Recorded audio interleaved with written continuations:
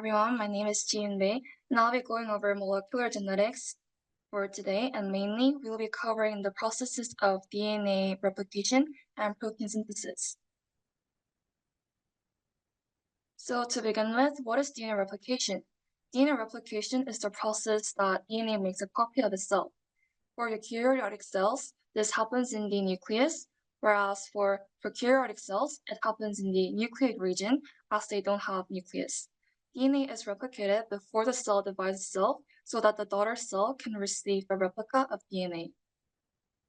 Before getting into details, here are some enzymes and their functions that will help you understand the following processes that will be introduced. First is helicase, which breaks the hydrogen bonds that holds the DNA bases. DNA polymerase is the enzyme that replicates DNA molecules and also builds a new strand of DNA. Primase creates the primer, and ligase joins the fragments of DNA strands. Nucleotide base pairs are what I also want you to know before diving into bigger concepts. Basically, nucleobases, or nucleotide bases in other words, are what form the nucleic acid, since RNA and DNA are polymers made of long chains of nucleotides.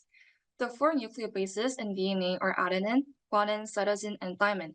However, in RNA, thymine is replaced with uracil. And this is because thymine has a methyl group, which is absent in uracil, where DNA is double-stranded and has better stability compared to RNA. As shown here, the rules of base pairing in DNA and RNA are apparently different. For DNA, cytosine pairs with guanine and adenine pairs with thymine, but for RNA, adenine will pair with uracil. And the below image is an example of this. You can notice that the base pairs in both DNA and RNA are almost identical, except where the RNA strand contains uracil. Now moving on to the main process of DNA replication, the first step is initiation. This is the so-called preparation step for replication. Helicase will unwind the double helix of DNA, where it creates the Y-shaped replication fork. Next is elongation, where the DNA is replicated. The two unwinded strands replicate differently.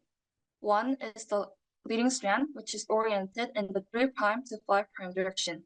Here, the primer produced by primase binds the 3' end and starts the DNA synthesis. Now the DNA polymerase will run along the strand towards the replication fork. It will read the DNA sequence and add the complementary bases. This is called the continuous replication. Meanwhile, the other strand that is oriented in the 5' to 3' direction is called the logging strand. Since it runs in the opposite direction, the DNA polymerase cannot continue to smoothly make DNA replica at once.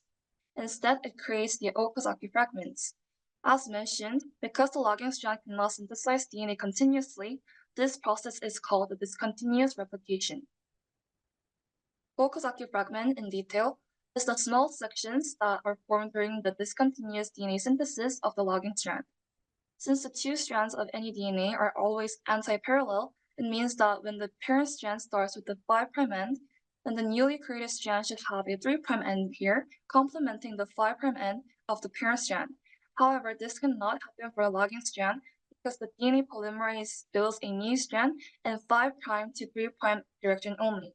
Also, the DNA polymerase is moving away from the replication fork, creating the short lengths of copy, and the short copies of DNA are Okazaki fragment.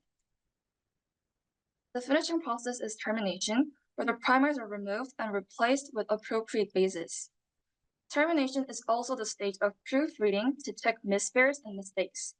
This is when the ligase functions, sealing the Okazaki fragments together. This way, it results in two continuous double strands of DNA. After that, the DNA will wind itself back into the double helix structure, and therefore will be two separate DNA molecules. Each of them will consist one new and one old strand of DNA, and this is why the DNA replication is also described to be semi-conservative. So what happens after the DNA replication? DNA replication occurs during the S phase of cell cycle before the cell division.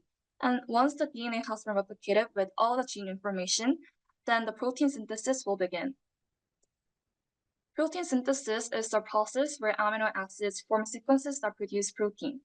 It occurs from nucleus to ribosome and then to cytoplasm at last. Proteins are made in order for cells to express their genes by converting the genetic information into protein.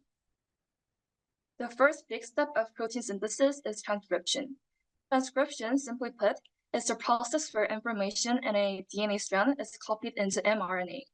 In detail, the initiation is when the RNA polymerase attaches to the DNA molecules and moves along the DNA strand.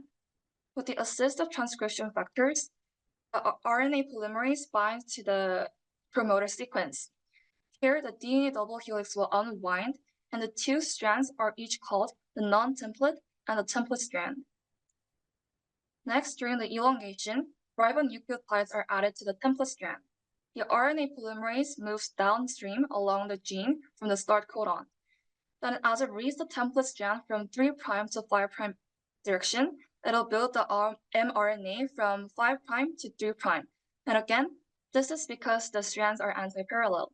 This continues, and once the RNA polymerase encounters the terminator sequence, the termination process will begin here, while the RNA polymerase detaches from the gene and the unwinded DNA returns back to its original state. At last, mRNA will be produced, and all of this happens in the nucleus. The next big step of protein synthesis is translation. Translation is where the mRNA is transported out of the nucleus to the ribosome. Ribosome is a large complex of RNA and protein molecules. Here, transfer RNA is required for carrying the amino acids, which are the monomers of protein. Additionally, the ribosome have 3 binding sites for tRNA. They are each amino acyl, peptidyl, and exit sites. In abbreviation, they're called the A, P, and E sites of ribosome. The translation will initiate with the mRNA passing through the ribosome. Each codon of mRNA will interact with the anticodon of tRNA. Codon is the 3-base stretch of mRNA, while the anticodon is the 3-base sequence in tRNA that binds to the complementary codons. This is a codon chart, and it shows that for each codon, the complementary tRNA carries different types of amino acids. There's a start codon that initiates the translation, which is AUG, and it codes for the amino acid methionine. And there are also several stop codons that terminate the protein synthesis, which are UAA, UAG, and UGA. And for these codons, they do not code for an amino acid. And just to show you an example of how to read the codon charts, I have brought this first question from 2008 AP Biology Practice exam. And I would like you guys to have a couple of moments to try these questions.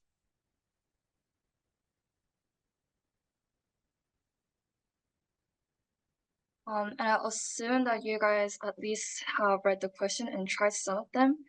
And I want you guys to check your answers. So for question A, it can be explained with the nucleotide base pairs, whereas adenine pairs with uracil, and guanine with cytosine, and thymine with adenine. And because the template strand has the 3' to 5' direction, the mRNA has the opposite, which is 5' to 3'.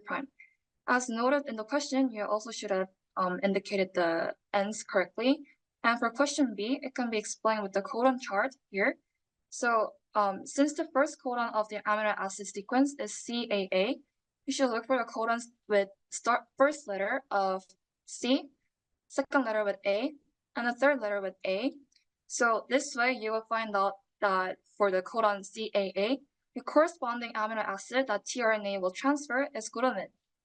Also, I want you guys to note that for question B, it is crucial for you to find the polypeptide fragments for the amino acid sequence, not the original DNA sequence that was given from the question.